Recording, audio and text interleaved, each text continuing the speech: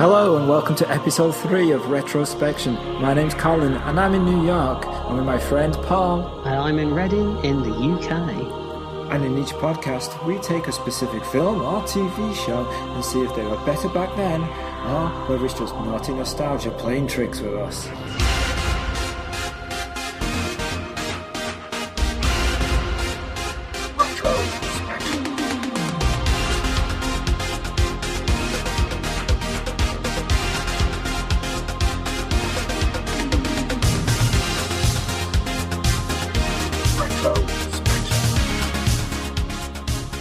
Before we actually move into our film and TV show that we may be talking about today, any retro finds or anything interesting happened to you over the last few weeks? No retro finds as such, but I did attend a con recently. So this is the one in Guildford? Is it actually called just the Guildford Con, or does it have a fancy title? It's called the Guildford Comic Con. Okay. It was only a little kind of thing, right? Because I attended the London Film and Comic Con a few weeks before, and that was a huge thing. Right. But this was just a kind of a one room thing at it was a big room. It was at a leisure centre, but it was good. It had a big dealer's room, and there were a few guests that you could meet, and lots of cosplay people. Yeah, it was really fun. Yeah. It looked like there was a lot packed in there.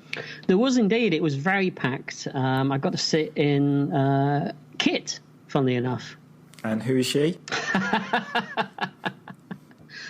She's the... I can't say what I was going to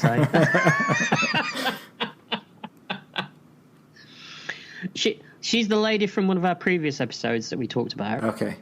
Yeah, I got to sit in her. I had my picture taken in her, and it was an actual one that they used in the show. Seriously? Yeah, it wasn't a replica. It was one of the actual kits that they had. Are you sure you weren't being had? I don't know, but it looked like it had been beat.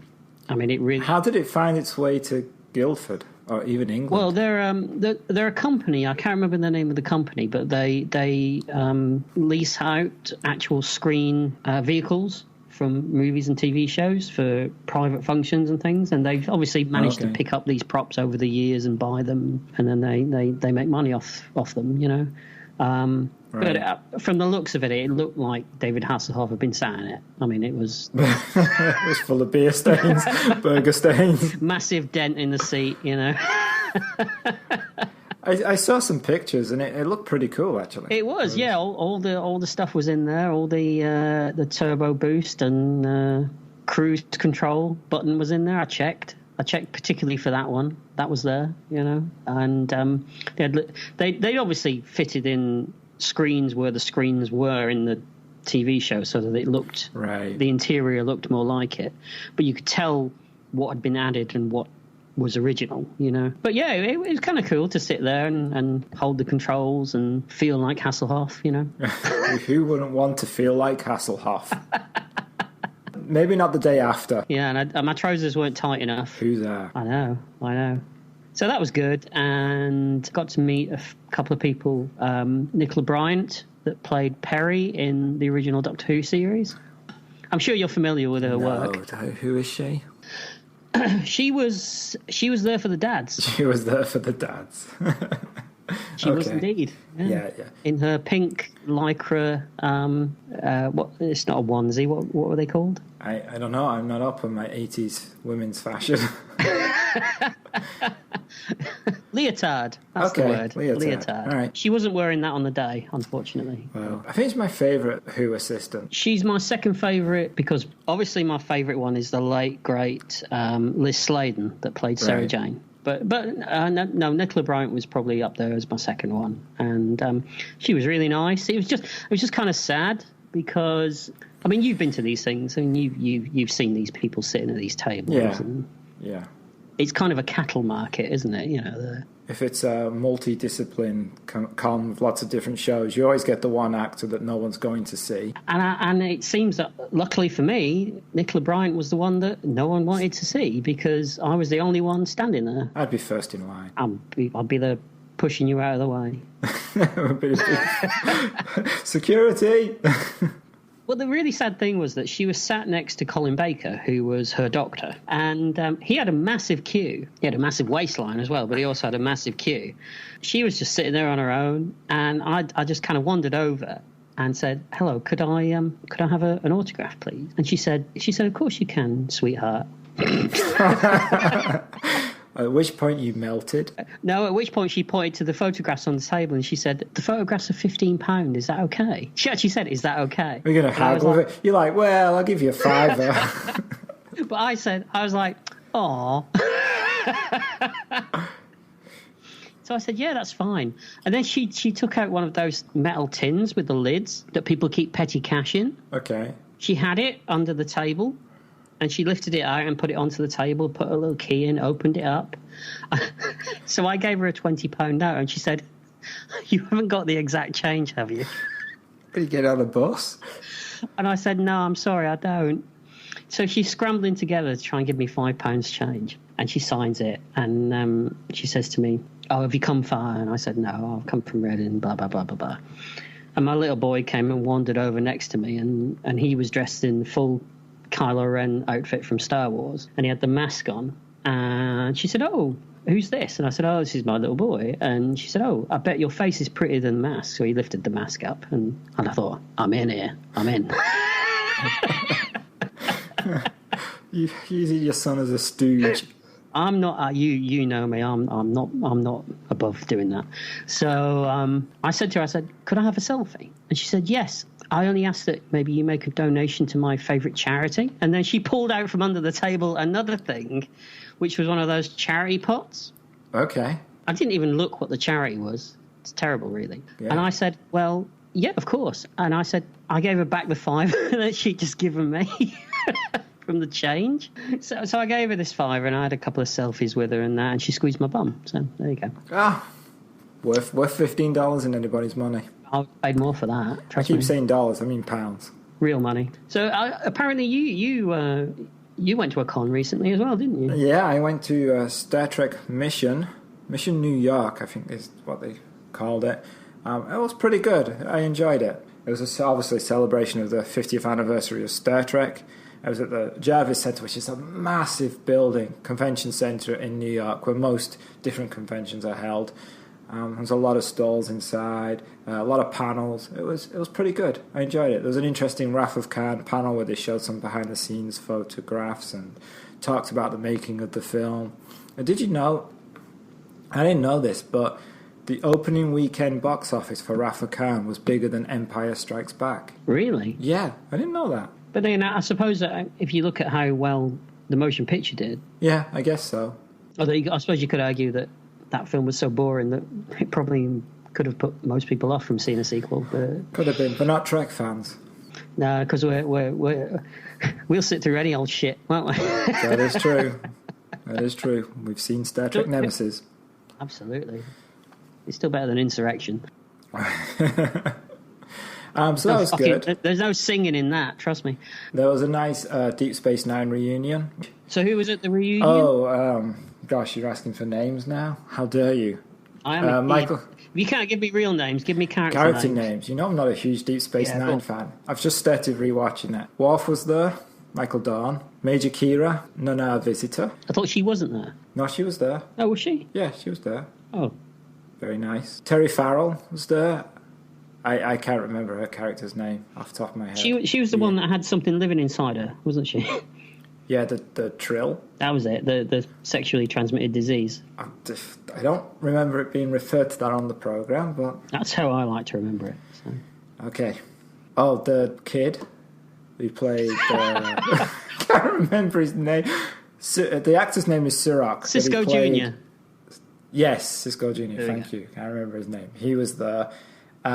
Cisco not there then? No, it was Avery Brooks. So the main guy wasn't there? From what I gather, Avery Brooks is a bit above this kind of thing. Put it this way, the actors said that they refer to him as Mr. Brooks when on set. Really? Yeah. I suppose when you've done Spencer for Hire, then, yeah. That's it. Forget the fact that, Armin Shimmerman and the guy who plays Odo has been in everything else. I mean, he was in MASH. And the guy that played Quark was in Beauty and the Beast. Right, he was there. And Shimmerman. He's always at cons. And the guy who played Odo, Rene, is it Aubergine? I don't think that's how you pronounce it, but okay. That's how I pronounce it. Fine, but you believe there's an STD in one of the characters, so we're not going with your pronunciation. She's got stuff on her face, and she's got something living inside her stomach. Okay. Moving on. Good luck editing this, Leia. And I also discovered another fact. Michael Dorn has been in the most episodes of Star Trek than any other actor. Well, he was even in original Trek movie as well, wasn't he? Which one? Undiscovered Country. Oh, yeah, Undiscovered Country, you're right. Yes, he was Worf's granddaddy, trial. Yeah, so he's in that. He's in every TNG episode, and he's in a good chunk of DS9. So he's the one that's done the most Star Trek. Oh, you could argue that maybe he had the most bills to pay. Could be. He did say when someone asked him any advice for anybody new who's going to appear in the new Star Trek Discovery series, he said, "Don't buy anything big for the first 3 years." That's good advice. It is. It's very good advice. I think that's good. After the 3 years, you're fine. Apparently, he owns an airplane now. Really? Yeah, he's a pilot. Worf Airlines. Maybe. better than Klingon Airlines. Oh. You'd never get rid of that stain, would you? No. Everybody Klingon, here we go. Oh, that's interesting. Oh. Yeah. So it was a good con, and I discovered a new collectible that I wish I hadn't. Oh, that's going to drain me. Do you need any more? Well, I'm going to have to... For anyone listening, Colin is a connoisseur of collectibles. Mm-hmm. Stick a number on it, say limited edition, and I'm there. It's your crack, isn't it? Is what you're saying? Yeah, it is, literally. I'm going to have to let some go to let this one come in, I think. So I discovered Eagle Moss's die-cast models of Star Trek ships. So I'm going to start collecting those. Are they the ones that came with the magazines? Yeah, they come with a magazine. Magazine comes out every month, but you can buy them online as well, because I don't think I want every single one. No. And it's expensive. It's like $40 for 2 magazines a month. Yeah, and those magazines are a bit shitty as well, aren't they, usually? Yeah, there's a lot of... They're aimed at proper dyed-in-the-wool Trek people. Yeah, they treat the ships as if they're real. Yeah. With lengths and... crew capacity, and then at the end it has a small making of like how they were designed, which is the stuff I'm interested in. Yeah, we still live in the real world, just about clinging to it. We're clinging on to it. Clinging on, that's the one. Yeah. But the models are nice. I quite like them. Yeah, they look really nice. Yeah. You sent me a few pictures of some of them, and yeah, I'm kind of jealous actually. Yeah. Well, it comes out in the UK. I know, but and they do Doctor Who ones. I'm very nice Doctor Who models. The thing is, I've got so many Doctor Who figures already. I can't justify getting any more. You know, I don't think my marriage could cope with it. So, but weren't you collecting micro machines? Yes. Oh. Yes. Well, then get rid of the micro machines and replace it with these. Well, yeah, but I've only just started the micro machines. Good time to quit. Yeah, but I can't do that. I've got to grow into it before I quit it. I'll sell them off. Move on to this one. You've got to hit rock bottom before you climb back up. Okay. I got it on a T-shirt somewhere. Yeah, I'm sure I do. Yeah. Well, I'm probably gonna figure out what I need to let go, and maybe the Lego needs to go away. Oh, but you've got some really great Lego. I mean, yeah. I was looking at your picture that you sent me of your Ghostbusters Lego, and my son at the moment, he's all about the Ghostbusters. He loves it. You know, there's a Lego Ghostbusters fire station. Oh yes, he's well aware of that. Yeah, it's really expensive. I know it is. At the minute, he's all about the movie, the originals. Although he did like the remake. I pretend I didn't hear that. As did I. Definitely pretending I didn't hear that. And he's playing the old PlayStation 3 game from a few years ago at the moment. Yeah, I've been playing the old Xbox 360. It's the same game, isn't it? Yeah, I believe so, yeah. He's playing it at the moment as well. He's about halfway through it, all by himself. Oh, he loves it, right. you know. I'm not halfway through it. So he's all about the Ghostbusters, and I showed him the picture that you showed me of the Ecto. Is it Ecto 1? Is that what it is? Yeah. And he was really jealous. He really wanted it. Right, you can buy it in the UK, right? I'm not going to spend money on my son. I can spend it on myself. He's got enough stuff. He needs to get a job. Yeah. Lay about. All he does all day is eat. Wow, he sounds very much like you. Low blows already. Okay. This is except be a fun episode. Except he doesn't drink. Yet. Absolutely.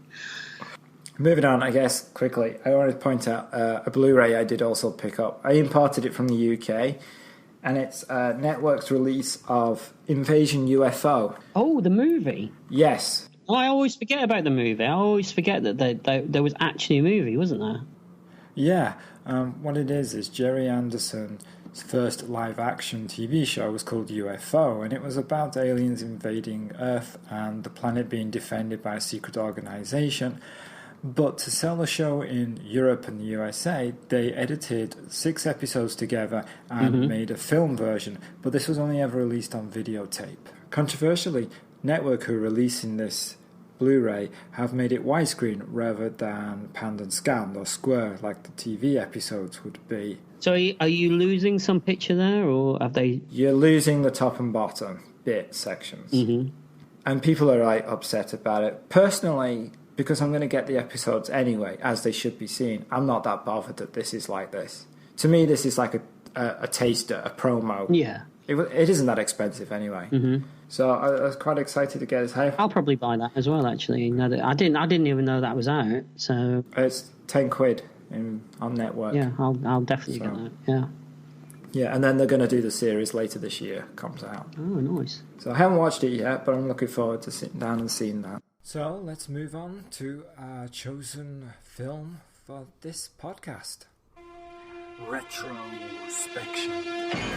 So our chosen film today is The Car from 1977. The synopsis is: a mysterious black car terrorizes a small town and only the local sheriff can stop it.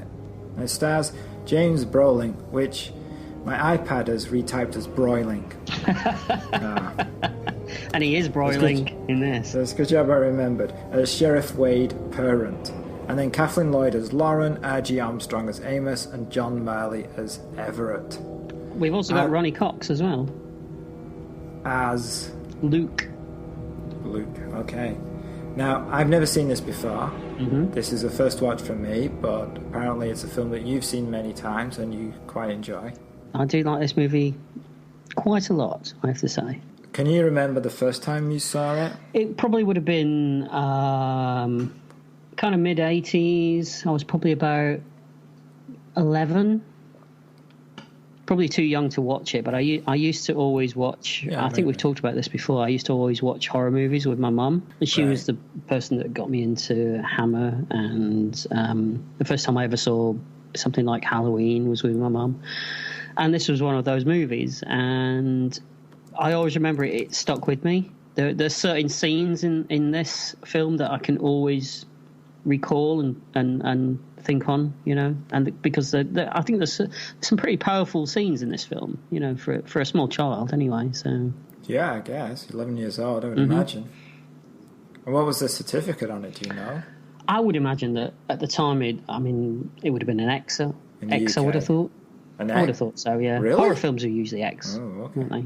Might as well just get into the film then. So it begins with a quote from the founder of the Church of Satan. Oh, is that who that was? Absolutely. Yeah, so instantly you know what you're getting into. I wrote the quote down, and then I just thought, oh, he's going to look it up, so I don't need to. I looked it up, but I didn't write the quote down. Right. See, we're working in tandem, though, you see? Yeah.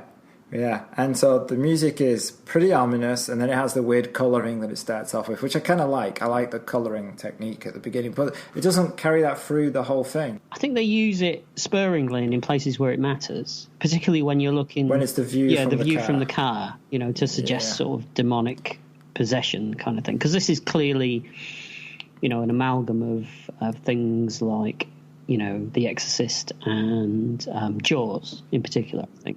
Oh, it's totally Jaws rip-off. I mean, it comes from the same studio 2 years after Jaws. That's the whole Guys with intention. cigars sitting around a table going, we need to think up something that's kind of like Jaws, but is a little bit different.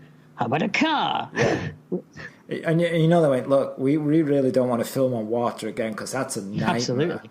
What about the desert? There's no water there. It's as far as you can get from the sea. Okay, and we'll no do rubber it. either. Yeah, right? So... it's very, very much a Jaws rip-off. That's not a bad thing. Not at all, no. I'm just pointing out that all. it is. So we begin with two bicyclists cycling along a canyon, and they're followed by a mysterious black car down the road. At the bridge, the car proceeds to crush one cyclist against the wall and ram the other from behind, causing him to fall off the bridge. At first I was like, oh, this screaming's annoying.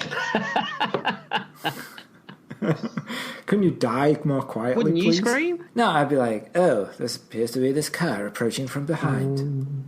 So you're so British for the guy that's lived in New York for how many years now? 15. I think this opening sequence is fantastic. It's shot fantastically. It looks beautiful. And the car's really menacing. You really get a sense of the fact that the car is a character in this movie, I think. Right, and it's helped by the music, which is very Jaws-like. I just point that out. The music was done by, I believe it's Leonard Roseman, who also did the music for Star Trek 4, I do believe. The most unloved of Star Trek scores, from what I gather. You're just like Mr. Wikipedia today. Yeah, and if you actually go back and watch this movie again, which you should, you'll find loads and loads of references from if you listen to Star Trek 4. It's the same. It's like he recycled the whole score in places. That happens a lot. But... Well, the great John Williams does it every time. So I didn't notice, but then I haven't seen this as much as you have. Clearly. So then we're introduced to James Brolin and Catherine Lloyd, who at first I found a little too quirky for my liking. She's clearly meant to be very likable and sweet and cuddly, but also she can grab a few balls when she needs to. Yeah, and in the parlance of the time, she's spunky. Yeah. I do that to get a chuckle. We're English, that means something completely different to everyone else. And there's that line that it's impossible to brush your teeth without wiggling your ass. Absolutely. And then he accuses her of leaving her on the soap. I mean, what her are we talking about? And I'll probably mention it again later. The characters in this film are surprisingly not well developed, but and I don't want to use the word quirky again, but that's what they are. They're quirky. There's always something odd about it. But and we'll get to this, there's a reason for that, I think, which goes to the whole purpose of what the car is about, is the fact that this town where these people live, everybody's got something that's kind of a secret or something that they're not proud of. You know, you've got Ronnie Cox's character, who's a closet alcoholic and also could slightly be gay, and he's ashamed of it because he gets upset when he finds out that one of the cyclists that died, he knew him. He was a young guy that he knew. And is this an interpretation? No, this is in the movie. This is in the movie. This is in the movie. This is something you... Yeah, no, this is... Did you... Yeah, I know the cyclist thing is in the movie, but your interpretation of that... Well, I mean, it's all there.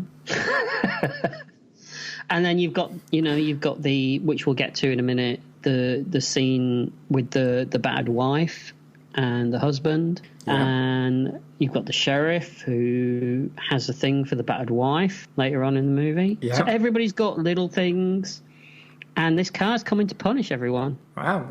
I have to be honest, I didn't see all that and that's interesting. That's actually, I like that. That's pretty good. Mm-hmm. You've watched this way too many times. Oh, indeed, yeah. So then we go to the hitchhiker, who is played by the Crazy Like a Fox guy. John. Oh, is that who that guy was? Yeah. At first I'm watching, I'm going, Steve Guttenberg? Steve Guttenberg's in this film? Wow! And then I'm like, no, that's that other guy who looks like Steve Guttenberg. Steve Guttenberg wishes he was in this film. Yeah. Steve Guttenberg wishes he was in any film. But yeah, it's the Crazy Like a Fox guy, the TV show Crazy Like a Fox. Mm-hmm. So he's the French horn guy. See, and this is what I was talking about. Okay, you make him a hitchhiker, fine. Why make him a French horn player? Why not? But that's what I like about this film, is that they do that. They could have made him guitarist, acoustic guitarist, because, you know, it's 1977, guitars are in, but they made him a French horn player. Who sat around and went, what instruments do we choose for this person? It's a very odd thing to do, but it's good. So anyway, he's hoping to get a ride. You know that he's got a backstory in his head. Why, the actor himself, he prepared the his actor backstory. himself, he's got a, as to what, because we don't know why he's got that French horn, but you know that he knows why he's got that So French what's horn. his secret? I mean, I assume the car kills him because he insults the car. He insults the driver. I thought the car killed him because he was playing a French horn. Who the fuck wants to listen to a French horn? French people? I don't know. Is a French horn really French? If you never heard when it plays, it's got a little French accent to its sound. Wow, slightly racist, but okay. I'm English. I'm allowed You're allowed to French poke fun of jokes? French. Okay. Yeah, exactly. Yes. Yeah. Right, so he insults the car, and then the car runs him down. But it doesn't run him down straight away, does it? It stops. Has a think. But when it does run him down, it makes sure that he's run down. Oh, yeah, because it goes over him a few times. But before he's killed, there is that great line about, I'll shove that French horn up your ass and you'll be farting music for a year. Well, and then he's like, farting music for a year? How great would that be? That old guy who's in everything, playing the abusive husband, he's great. As Amos. R.G. Armstrong. He's fantastic. What else has he been in? The only thing that popped in, I've seen him in loads of stuff, I know I have, but the only thing that popped into my mind was that there was an obscure TV show from the early 90s, maybe late 89, 90, based on Friday the 13th. Oh, okay. And it was kind of like based around a cursed objects in a antique shop. Like Warehouse 13. A bit like that. He was, very much like that, actually. Okay. And he was the owner who'd made a pact with the devil. And he was only in the pilot. And, yeah, that's what I remember him from. Right. And he was exactly the same in that. You know, the whole all that kind of stuff, you know. Yeah. Great impression. Well, thank you very much. It's like he was in the room. I almost turned. I was scared. You should be. So then the local sheriff's office is called. And they get a lead on the car. It has no license plate, according to Amos, after he sees it run over the hitchhiker. He does, yes, he does. I do think, also, did you notice that in the scene before that, when Captain Parent is taking his children, children? Yeah. Is he a captain? He's a captain. His name's Captain Wade Parent. Okay. Yeah. They have him listed as sheriff on IMDb. No, because the sheriff is the older guy. Right. He's actually the captain. Okay. And you see, I know this movie. Clearly. He has a conversation with his two children. We should mention he's got two kids, two little girls. Right. And they're questioning whether he should get married again to Lauren, his girlfriend. And he seems more concerned with the fact that they're going to uphold the chores around the house as opposed to whether it's important whether he gets married again. You know, he said, you're still going to take out the garbage, aren't you? You're still going to, like, hoover the floors and, and do all this if I actually get married again. I mean, you're not going to rely on this other woman who's going to come in and do it. You know, that's his main concern, which I think is perfectly justified. You know, you've got to make sure that your children, as a father, you know, you want to make sure that your kids are going to, you know, keep up their side of the bargain. You know. So they go back to the sheriff's office, and we discovered that, and you have to remind me the character's name, that he's an alcoholic. Luke is an alcoholic, but it's funny because he sneaks out to drink, right?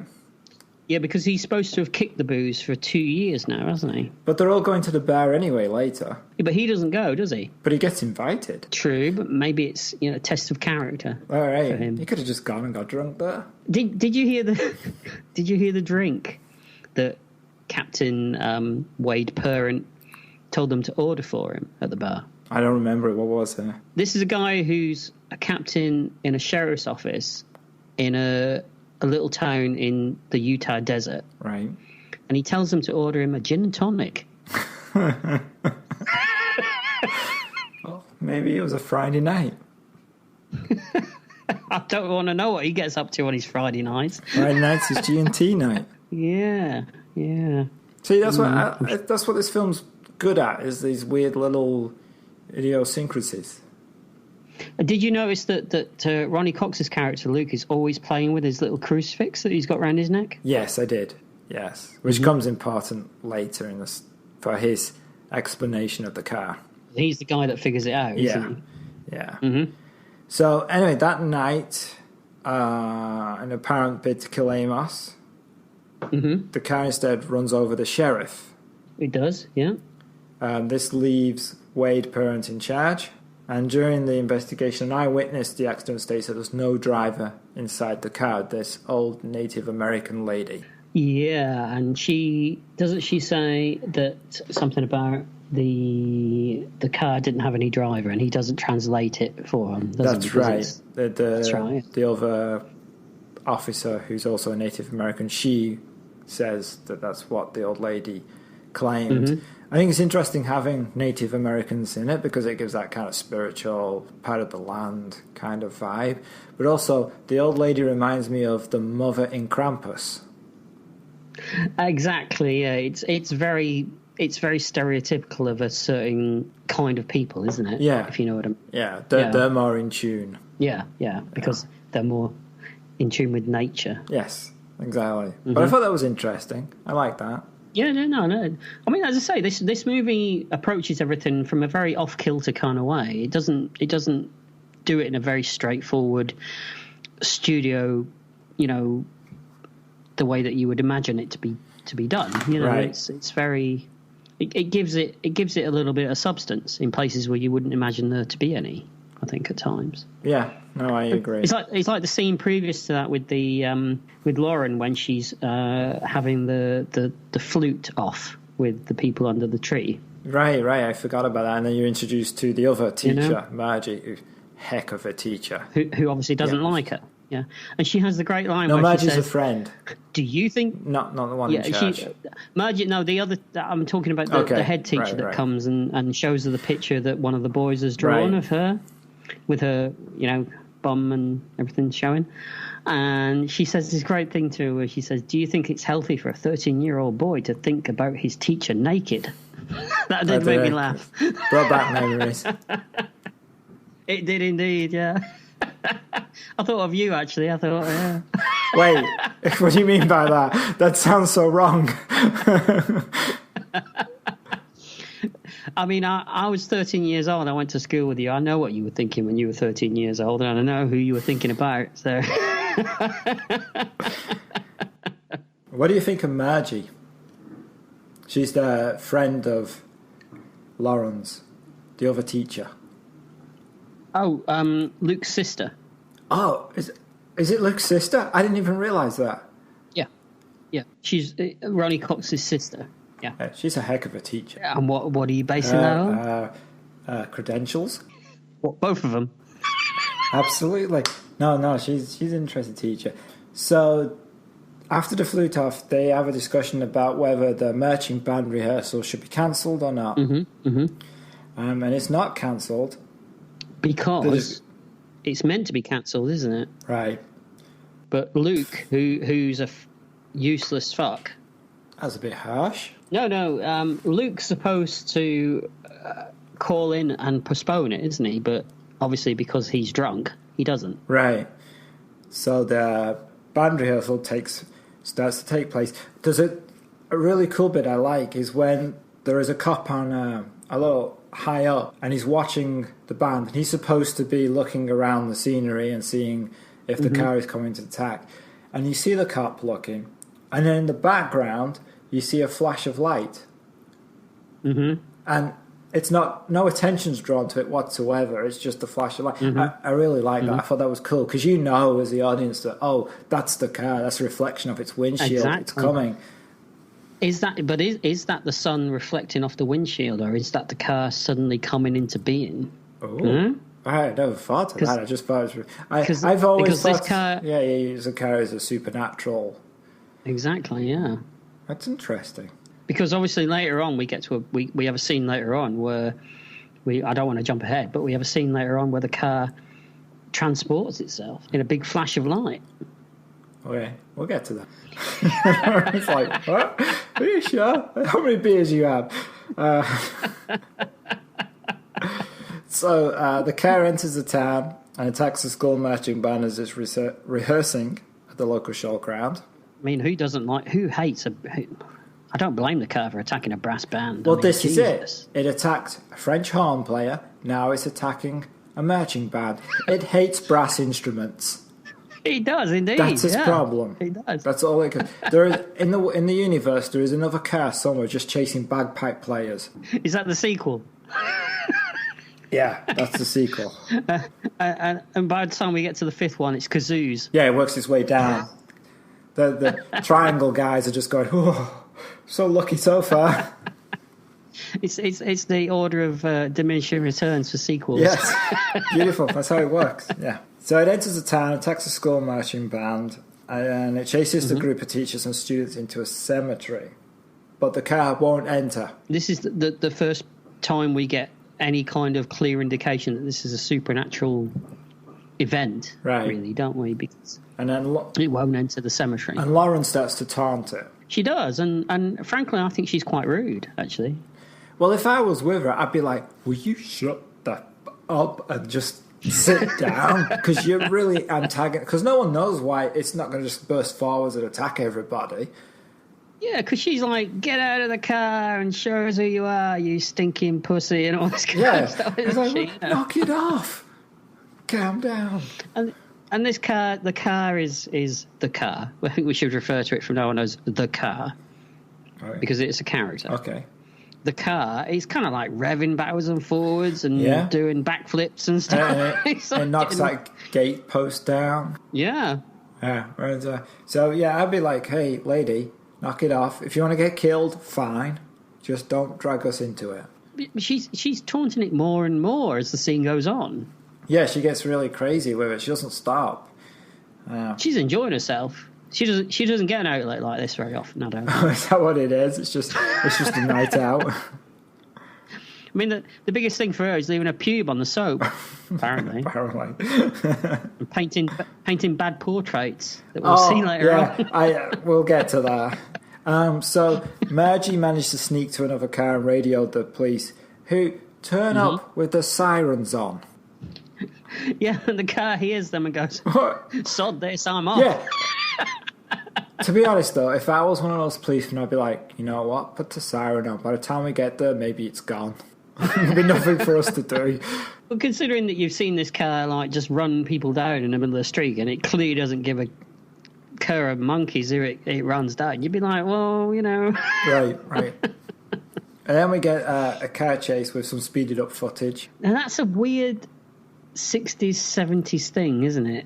The speeded up car chase thing. Yeah, I mean, loved by every James Bond film of that period. I know, but it completely pulls you out of it. Yeah, it's horrible. I think. It's like, how fast were they going in the first place? Were they really not going fast enough that it didn't look good anyway?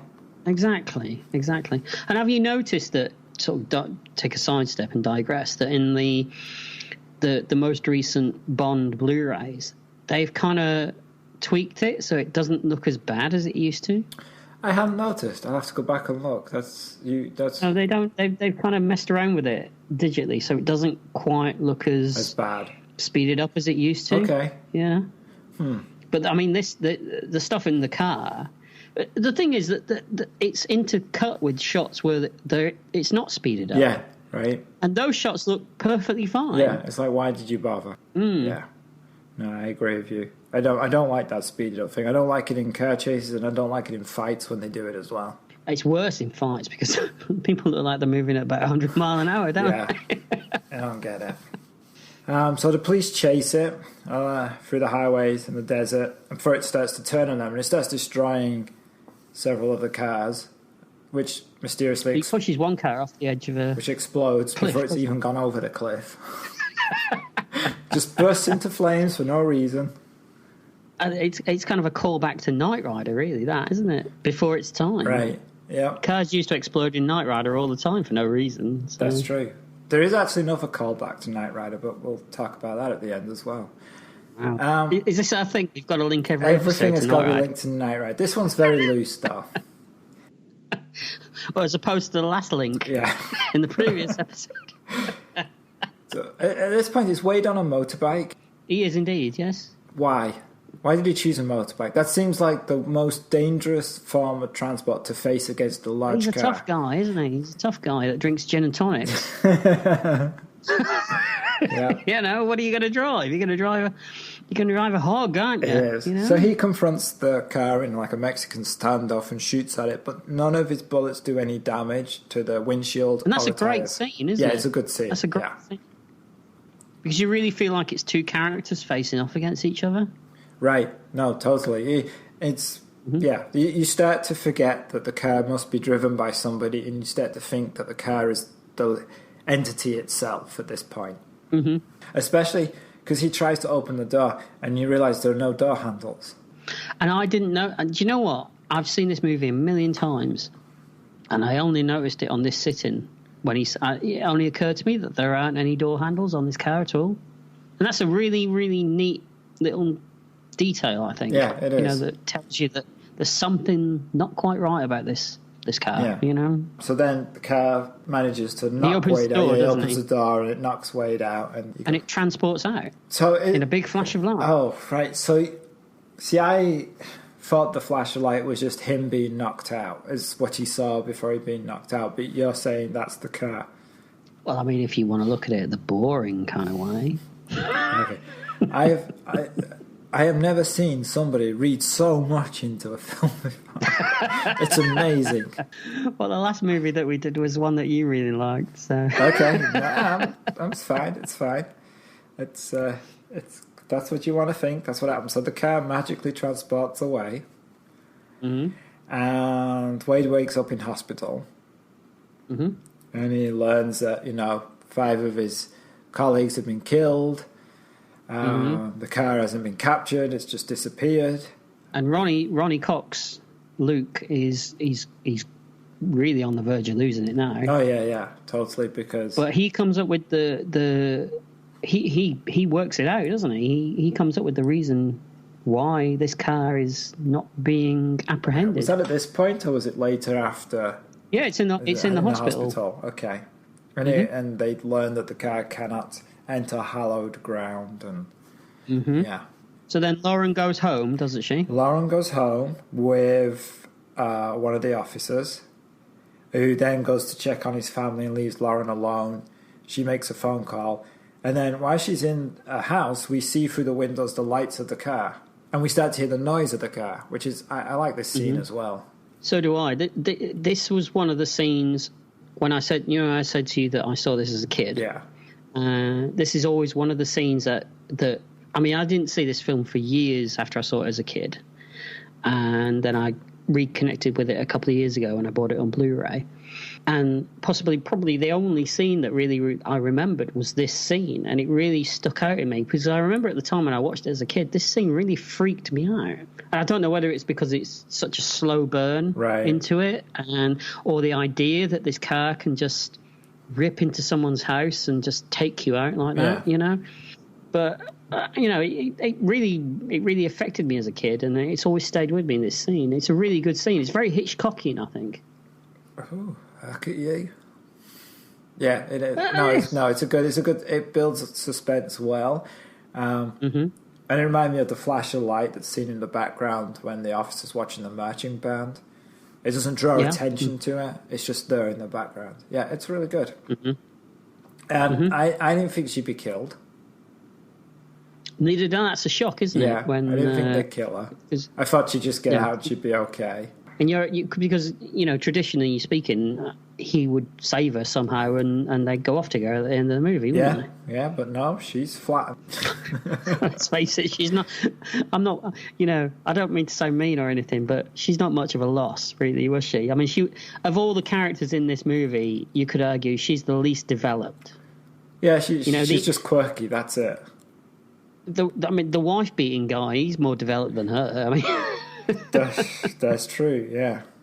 In fact, the beaten wife is probably more developed than her. Yeah, maybe.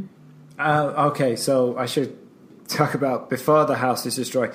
What is it with the oil painting of Brolin in the house? What is that? Did you notice that when they're all in the house after she's dead, right? And there's that long, protracted scene when no one says anything and he's feeling the grief.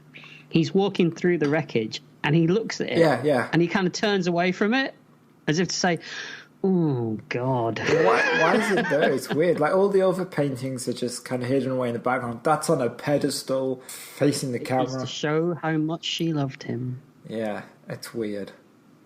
It is a bit weird, yeah. It's very 70s. Maybe it's in his contract. Maybe all his films have oil paintings in them of himself. Well, James Brolin. Yeah, that'd be a great gimmick, wouldn't it? Funny fact about James Brolin, he's the Bond that never was. Remember? That's right, yeah. Yeah, he was signed on for at least 3 weeks to be an Octopussy. Wow. Let's just have Roger Moore let's have a moment of silence to think about that. Have you ever seen the screen tests? I haven't. It's on one of the Blu-rays. I should check it out. It is. It's on the Octopussy Blu-ray. Yeah, I should check it out. It's interesting. He's not even attempting an accent. Oh, all right. So this is the point when the house is destroyed and Wade finds her dead. That Luke also puts forward the theory that the car was acting in revenge for the insults that Lauren gave it. Although, so it's personal now. Yeah, it's personal. But Luke wasn't at the gravesite. How does he know that Lauren was insulting it? Maybe his sister told him. Okay, I'll accept that. That's fine. I'll accept that. That's fine. So then Wade concocts a plan to stop the car by burying it beneath an explosion in some canyons. But Wade discovers the car is in his garage. And this is a great scene, I thought. Go on. I guess you did. No, it is good. It is good. I just wanted to play. It's the way the car plays with him when he's trying to get out. Right. He's kind of in this confined space, and it kind of edges forward, then edges back, and it's like, go on, you can go. No, you can't. Yeah, it's teasing him. It's up again. Yeah. Again, it illustrates the fact that this car, this object, it's a character. It's a real character in this movie. Right. Right. It's really well defined and written and drawn out, this character, I think. Yeah, I don't disagree with you. I think it's pretty good. He tries to gas him as well. Yes, right. That's true. Yeah, so it's really got it in for him. Well, did you notice that in that very first scene, going back to the start of the movie with Lauren, when he wakes Wade up in bed, right, and then he goes to wake up his kids, he does a Nazi accent when he pulls the covers off the bed. Oh, you're really read. Oh my God. Is that too much? Yeah, just a tad, just a little bit, just a little bit. Have I lost you now? Yeah. Have I lost you? Oh, I was doing all right. Are you writing a book? I am. Yeah. Anyway, right. So Wade leads it out into the canyon, doesn't he? Right. So they have a plan to trap the machine using the Amos's explosives. Going to lure him to the edge of a cliff and bait the car into running straight at them, then jump aside so it goes over the cliff, right? It's a great stunt. It's a very good stunt, and this is the link to Knight Rider, because a lot of people believe that the footage from the car going over the cliff is the one that is used in the Trust Doesn't Rust episode. Really? But I have viewed both, and I don't think it is. You put the hours in. I put the hours in. I don't think it is, because the one on... You've done it so we don't have to. Right. The one on Trust Doesn't Rust has an ocean, and there's no ocean in this film. Also, the angle is totally different. And I do remember that they don't look the same. Yeah, they don't. I don't. I was very excited, and I hoped they would, because it'd be a great tie in between the two. But I don't think they are. No, they look very similar. They're shot from a very similar angle. Different camera position though, but yeah, the idea is but below the car, aren't they? But going the other way. So I don't think it is.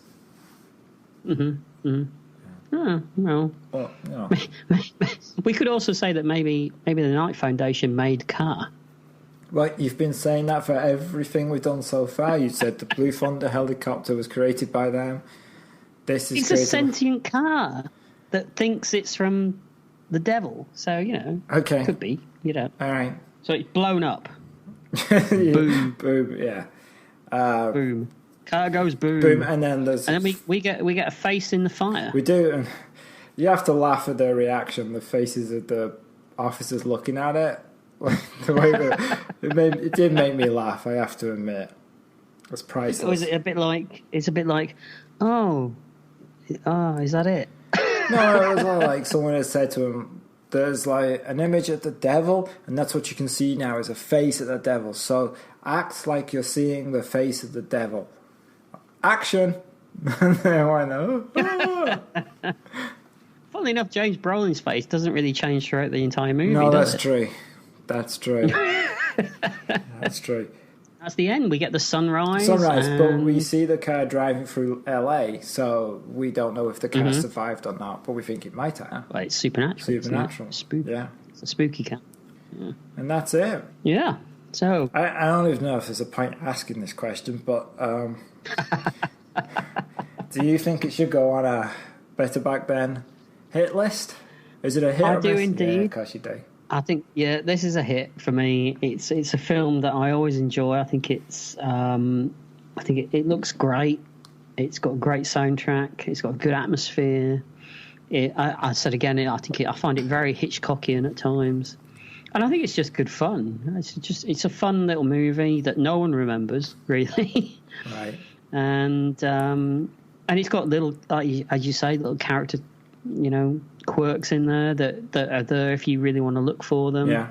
And you can clearly see that the people making it, took their time with it and tried to do something that was slightly above the schlocky nature of what it really was. Right. I think it's good.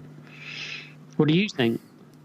It's a cheap rip-off of Jaws. Absolutely, yeah. The car is the best actor in it. But I actually enjoyed it. It's entertaining. Wow, you enjoyed a horror movie. I guess it's a horror movie. I don't really see it as a horror movie. It kind of feels like Spielberg's Duel. I don't see that as a horror film. I think it's a action adventure stroke horror movie, isn't it? What makes it a horror film for you? Like, why would you describe it as a horror film? I suppose the demonic elements of it, particularly the scene where it crashes through the house and kills Lauren. I think that's quite a very horror moment. There's a lot of moments in this that remind me of The Birds. Actually, the slow build moments where you see the car coming in the background reminded me of, Tippi Hedren sitting in the playground and the birds slowly gathering around her, and there's no soundtrack to it. It's very similar to this, I think. So there's that horror aspect. Right. Now, how do you think this compares to, say, Christine? If I had a choice, I would probably prefer this to Christine. But then I would say Christine is probably the better story. Okay. But I think this is the more fun I would say. Okay. I think this movie is more fun than Christine, because Christine is a very serious, I think, kind of horror. Christine is definitely a horror movie, whereas this is a little bit more fun to it, I think. Right. So for me, it's a hit, and it go on our hit list. For you, it is too, I guess. Absolutely, yeah. We'll see what everyone else thinks. Yeah. I guess that's it for us on Retrospection. Thank you for listening. My name's Colin. And I'm Paul. And join us on our next podcast when we'll be taking a look at Transformers the movie. No, not that one. We're talking about the 1986 animated feature. So thank you for listening. And so long, folks. So long. Funny smell upstairs. I don't know what it is.